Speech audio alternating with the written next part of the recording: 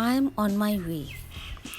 I was now a junior clerk in the public health department, but I had no intention of spending the rest of my life in Jersey, even if I rose to the dizzy heights of a senior clerk. Islands were not for me, all that sea and a cold sea at that. One day I would return to India. This was a promise I had made to myself. And in the meantime, my heart and mind were set upon London and the literary life. I wanted to emulate every writer from Dickens to Conan Doyle, but it would be a few months before I had saved enough money to make the transition. I was one of the 3 clerks who took care of the weekly wage packets for the several hundred outdoor men who looked after the island's ancient but efficient sewage system. This underground world had inspired some literary masterpieces, including Gaston Leroux, the Phantom of the Opera. But it was not the sort of inspiration I was looking for, and my job was confined to the office. The sewers might have been a healthier choice, as my senior, Mr. Bleault, was a chain smoker who puffed away all the day, filling the small room with a cloud of tobacco fumes. Still, Mr. Bleault was an efficient accountant, much valued by the department. So, everyone put up with his smoking and resultant coughing. It was a friendly place and I got on perfectly with everyone. When the chief engineer, Mr. Gothard, called me to his office on 1 or 2 occasions, he looked surprised when I addressed him as Sir. "Did you go to a public school?" he asked me. "Yes, sir," I said, "but in India." I was to discover that in the UK, in Jersey, and later in London, no one used the expression sir unless they were in a public school or in the army. Let me share an interesting fact about the islanders. During the war, the Channel Islands had been occupied by Germany. Jersey had been taken over without any fuss, and when the war was nearing its end, the Germans left without any fuss. No armed conflict, no casualties. The islanders were a phlegmatic people. They took everything in their stride and got on with doing what they did best, breeding Jersey cows, fishing, or growing tomatoes. The first draft of my journal had been doing the rounds of a few London publishers and coming back with polite comments and regrets. The post was usually delivered around lunchtime, and whenever there was a thud on the floor of the front door, my cousins would look up from their meal with a knowing grin as if to say, "Poor Ruskin, nobody wants his masterpiece." But along with the 3rd or 4th flop of the returned manuscript came a letter from the editor at Andre Doschel Limited, a new publisher who was making a name and a reputation with some offbeat publications. The editor who wrote to me was called Diana Athill, and she wrote a very sympathetic letter saying how much she liked the book and promising to reconsider it if I would consider turning it into a work of fiction, a full-fledged novel.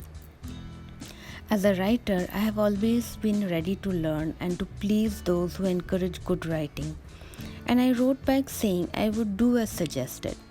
There was no one with whom I could share this good news. My uncle and cousins would have considered it just another polite rejection.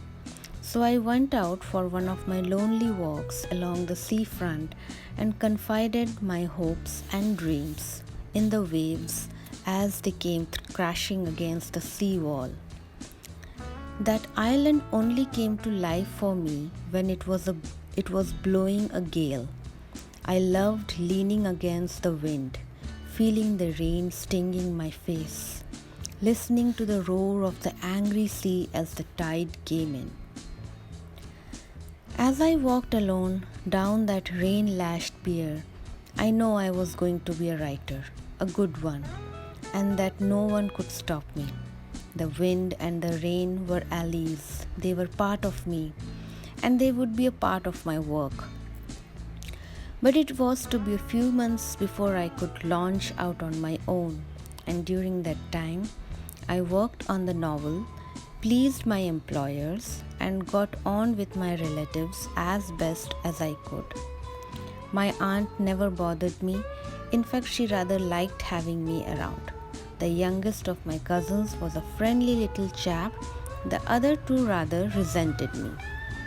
Whenever I had the opportunity, I went to the cinema, and one of the films released at the time was Jean Renoir's The River, based on the novel by Rumer Godden.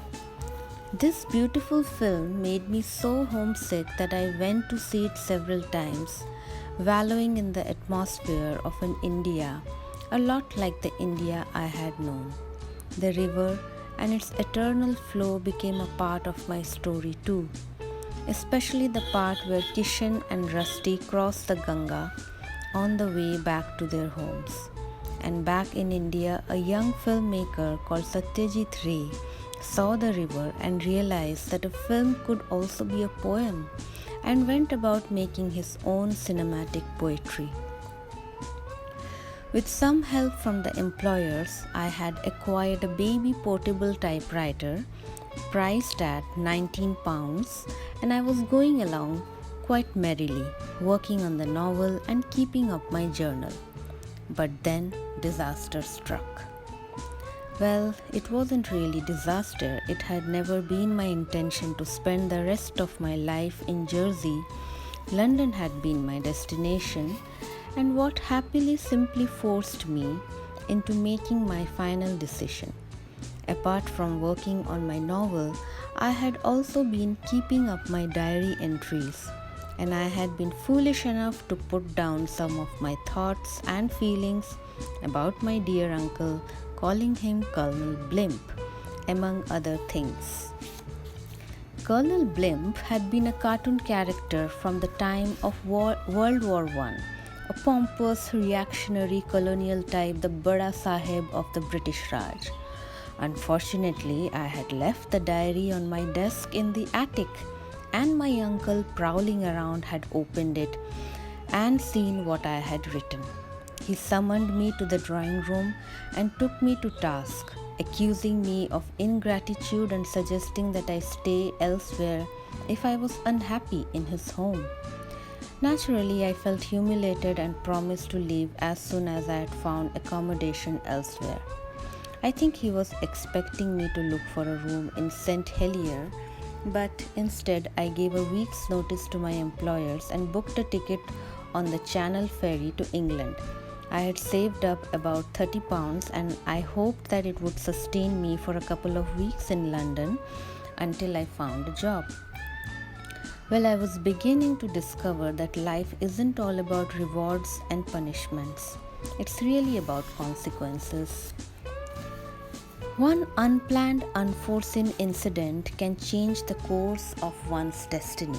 If my uncle hadn't come across my diary entry, who knows, I might still be in Jersey enjoying my pension from the public health department while watching the fishing boats come in.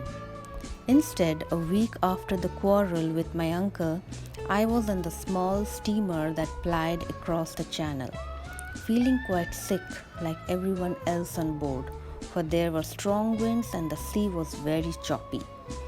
After being hurtled about by those rough seas for 8 hours, we were set ashore at Weymouth, one of the south coast ports, and from here I took the boat train to London.